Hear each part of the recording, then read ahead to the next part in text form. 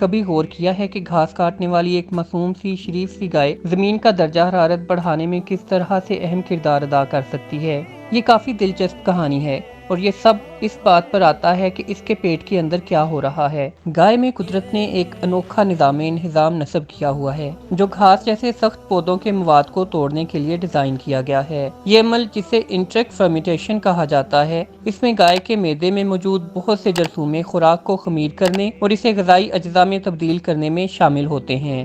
لیکن یہاں ایک حیران کن ٹویسٹ ہے۔ اس عمل کی ضمنی مصنوعات میں سے ایک میتھین گیس ہے۔ میتھین ایک ایسی گیس ہے جو کاربن ڈائی آکسائیڈ کے مقابلے میں ماحول میں گرمی کو پھیلانے میں تقریباً 25 گنا زیادہ طاقتور ہے۔ ہماری معصوم سی دوست جگالی کرنے والی گائے ہمارے ماحول میں سب سے زیادہ طاقتور گرین ہاؤس گیسوں میں سے ایک کو باہر نکال رہی ہے۔ اور اس بات پر غور کریں کہ ہمارے سیارے پر تقریباً 1.5 ارب گائے موجود ہیں جو بہت زیادہ مقدار میں میتھین گیس خارج کر رہی ہیں، لہٰذا ہر بار جب گائے ڈکارتی ہے تو یہ ہمارے ماحولیاتی سردرد میں مزید اضافہ کا باعث بنتی ہے۔ جی ہاں دوستو، ہماری پیاری گائے بدنام سمانہ تیل کی صنعت سے زیادہ مقدار میں گلوبل وارمنگ میں انوالو ہے۔ میتھین کاربن ڈائی آکسائیڈ سے کہیں زیادہ طاقتور گرین ہاؤس گیس ہے۔ گلوبل وارمنگ میں ایک اہم وجہ ہے۔ جب ہم عالمی سطح پر میتھین کے اخراج کا جائزہ لیتے ہیں تو ہمیں تیل کی صنعت اور مویشی خاص طور پر گائے کے دو اہم شراکت دار ملتے ہیں۔ تیل کی صنعت اپنی متعدد ریفائنریز، پائپ لائنوں اور کنوؤں کے ساتھ میتھین کے اخراج میں بہت بڑا حصہ ڈالتی ہے، تاہم لائیو اسٹاک سیکٹر خاص طور پر ہمارے دو دل ساتھی کو کم نہیں سمجھا جانا چاہیے۔ اپنے